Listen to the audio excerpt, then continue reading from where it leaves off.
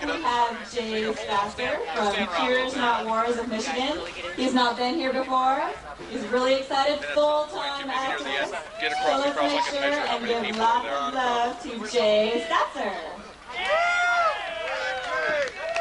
I love Seattle! I love the Hempfest! I love the concept of people coming together! We're just starting to gather here over at the main stage, and people are filing in. Hopefully your pockets are full of contribution money, but for the people who are here, can we all just attract attention to ourselves and to the stage here with a chant? I'd just like to start with a chant if we could. All I'm asking for is 4 words from you. I got pot pride. If we can just do this together. I got pot pride. A little faster. I got pot pride. I got pot pride. I got pot pride. Hip, hip, hooray! So I come all the way from Michigan to throw down for a New York organization called Cures Not Wars. I work especially with the cures aspect of Cures Not Wars. And I have found that there's been a vacuum in the intelligence of some activists around the country as to what Cures Not Wars is about. Some people say we're not a pot organization because we talk about how to solve the drug problem with Ibogaine. Well, that's a bunch of bull. We're one of the original pot organizations. We're the new way to say the Youth International Party. Now you say Cures Not Wars. So what we believe as far as pot is that there is no legitimate excuse to arrest anyone for any use of this plant. And we see how dire the situation is from decades of existence and experience that say, look, if we're going to do this thing incrementally, we're going to be going through the next millennium and still seeing people going to prison for pot. You can't have just recreational use out of the debate when recreational use is the excuse that keeps us from having the industrial use and the medical use. So we say you're never really going to have one without the other, which means you can't really have medical use without recreational use being resolved, because they'll always have these drug companies that want to make some pharmaceutical plastic version of it and sell you that. Even though in Michigan there's a company now that is making cannabis extracts for a British pharmaceutical company to be used in England. But you'll also never have industrial hemp until you get the recreational use off the table too. As my friend Alex White Bloom can tell you from the Lakota farm in South Dakota, that you'll always have some DEA bureaucrat coming in and saying, oh, that's 0.00.1% too much THC, you're going to have to burn your whole crop down. And we just can't have that. And the only reason, again, we have that is because it's not legal to smoke to get high. Now, what the hell is wrong with smoking to get high? It's the strongest argument we have, so we got to get our pot pride and get our pot eyed and get out there and show. And I used to say, look, we need to be diplomats. We need to come out of the closet and be the normal functioning potheads we are. But, you know, that was the police state. If you thought the police state was bad, wait till you get a load of the national security state.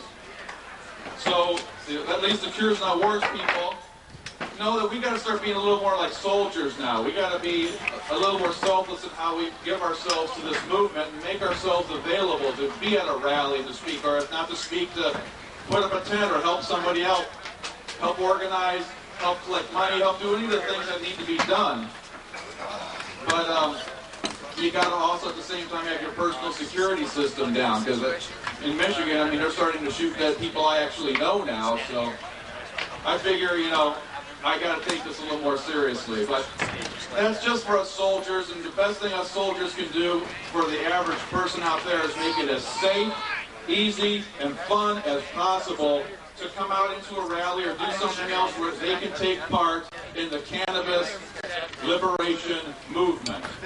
And the first best thing you can do is support an event that happens every first Saturday of May called Liberation Day. It used to be called the Million Marijuana March Millennium, but we fixed the name as Liberation Day. It's our holiday, If you want at 420, you can have your Million Marijuana March in synchronicity with cities all over the world. Or you can do whatever you can do, because you know yourselves. I don't know you. You hopefully know yourselves. You know what you can do. So what I need you to be doing is whatever it is you know how you can do and maintain for the rest of your life, and start right now. That's the thing, because you can't wait. We can't wait till we get married or get a divorce or get a new job, because these things malfunction all the time. So cannabis in all its forms needs to be legalized now. That's the first tenet of Cures Not Wars. The second tenet, the cures aspect, is the fact that the entire drug war is a fraud, and we have the proof of that fraud in the fact that ibogaine is illegal as a Schedule I drug. Ibogaine, I-B-O-G-A-I-N-E, is the antidote to everything that's addictive, and they won't let us use it even though they know that it's true. The CIA and the Department of Defense knew it was true when they experimented on Negro former morphine addicts in a Lexington, Kentucky Federal Narcotics Hospital on the CIA budget. They knew this 53 through 57. They found out again when Howard Lotsoff accidentally discovered it in the basement in New York and kicked his heroin addiction overnight.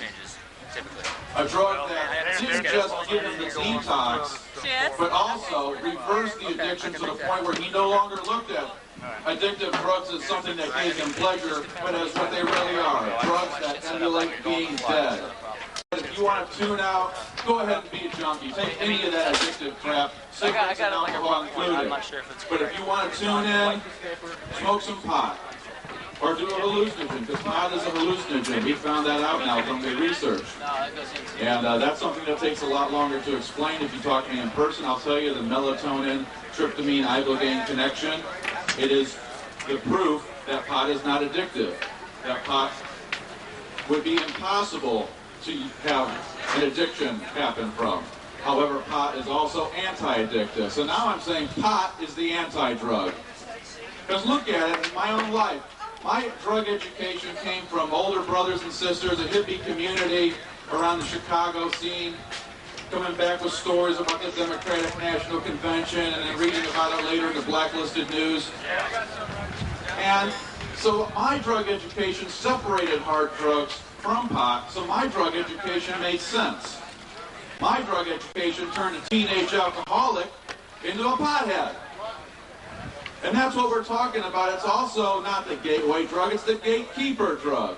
The only gateway is the lies out there from the DARE programs telling our kids that all drugs are the same. If you're on pot, you're on drugs. So what's that mean? I might as well do heroin and coke and all this other shit too, because I'm already on drugs. That's called psychological warfare. You can read books about how you pre-program young minds to go the wrong way if they find themselves in a situation that you as the authority don't approve of. Pot is the antidote to that. And ibogaine is the antidote to hard drugs. It's thankfully now in FDA approval trials. We're going to finish the phase 1 study, but there's 2 more phases and a lot of opportunities for the government and the drug companies to continue stalling ibogaine, perhaps for an additional 10 years, while the next male enhancement drug skips right through, and 20 years from now people will be having strokes and shit from taking it. Oh, we didn't know about that. So, there you go. We have a situation where our government has pushed us into an addictive society with the 2 #1 legal drugs being gateway addictive drugs, telling us that pot is the worst thing, running ads on TV that don't mention any other drugs. I guess heroin and coke are a problem. They don't have to run ads about that anymore. No, it's all about the pot. So study that position, point out the ridiculousness of it. I'm going to end with my own version of a drug ad. I don't know if you heard this ad on this coast, but there was the one with the little kid reciting the ABC song. Have you heard that song? I know. Okay, that's been played. Maybe that hasn't been played. Well, in my ears it sounded like this. ABC and NBC broadcast lies by ONDCP. CIA-NIDA, FBI, PFDA. Now I know a war on drugs, you see. Don't you DAREBS me. Thanks a lot, everybody.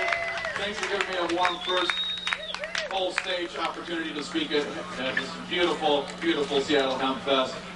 Stay high, stay free. It's the best way to do both things. Woo! Thank you, Jay! Hey, brother, nice job. Awesome job. All right, Seattle. McWilliams. Come on, people. They're speaking at lots of locations here. While you're here, open up your ear. Sit down. Find out what people are talking about today, because as we say, the education is the theme of the day. We all got a lot to learn here, and we all have a lot to unlearn here. It almost seems like there's more misinformation about cannabis that we have to unlearn than there are facts about cannabis that we got to find out scientifically. So you're a long ways closer to the truth if you discard the lies. So that's what we're here to do. We're not just here to learn, we're here to discard the lies, to get rid of our conspiracy training, to get us back to our natural state. A lot of things people don't know in this country that they oughta. A lot of people who say they're Christians and say that they're all concerned about the 10 Commandments on courthouse lawns, and they don't obey the 10 Commandments. They don't even know the 10 Commandments.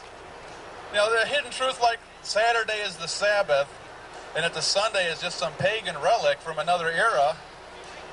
I mean, you can really empower yourself when you can get around a lie and get back to a truth like that. And I know it's helped me in my own life, but we have pot pride here because the truth is on our side here. So when you see a cop walking through here, you know he's there doing something legitimate. He's not there oppressing anybody. Now come to Michigan, where I'm from, at the Ann Arbor Hash Bash, where every cop there busts one person, it seems. They get their quota in. And out of 1,000 people, maybe 1% get arrested for pot, or actually in most cases it's possession of alcohol. And it doesn't slow the rally down, and the police have learned that. They learned that you can't repress something like this. They've tried it in Washington, D.C., where they would ride horses through the crowd. And all the people in the crowd did was yell, "Hey, bad cop, no donut. You're not busting me today." And so they stop, and so we have in this country 3 annual protest events that are the longest running consecutive annual protests over any issue, and that issue just happens to be cannabis liberation. And this is the 4th one. A lot of people don't know, though, in Washington, D.C. in 1970, the Yippies marched through the reflecting pool, protesting the Vietnam War, protesting for cannabis liberation, and protesting against CIA heroin. And now here we are, coming out of the CIA crack era of the 80s, and coming into a new era of these mind control drugs that they sell us on TV. So we got lies that we have to unlearn on a daily basis. Every time they come up with this new fascist technology to capture us. And what is it like? Example. I mean, let's go through an example here. The TV ads they run. How come when they run their anti-drug ads, they never use the word addiction? Isn't that kind of strange? I thought addiction was the problem, not pot. But no, we get these ads about pot. And what are the ads like? Oh, they're very credible, I'm sure. No, not too much. They seem to backfire every time. So we've got the ad with the kid who's on the basketball court, and the coach drags him off, and oh no, little Billy's can't play at the championship game, and so he's blown it for the team. Well, just tell them it's about prohibition. They'll understand. Or little Billy waiting on the corner pathetically with his ball mitt, and he's wondering where his loved one is to pick him up. Well, maybe that loved one got picked up by the police on the way to get him. But just tell little Billy it's about prohibition. He'll understand.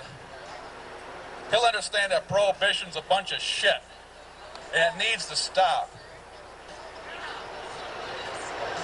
So we're here, we're high, and we're used to it. And we're showing it, and we're growing it. And somebody grew a big old reefer up there on the stage. I love that one. I missed last year. It was covered up. They didn't want it to get wet. And this one, this one still got wet. I guess I bored it to death. so we're going to have to relight the big joint up here. But thanks a lot for letting me on and chew on your ear for a little bit. And happy Hempfest. Stay high, stay free. It's the best way to do both things. Cures, not wars. Thank you very much.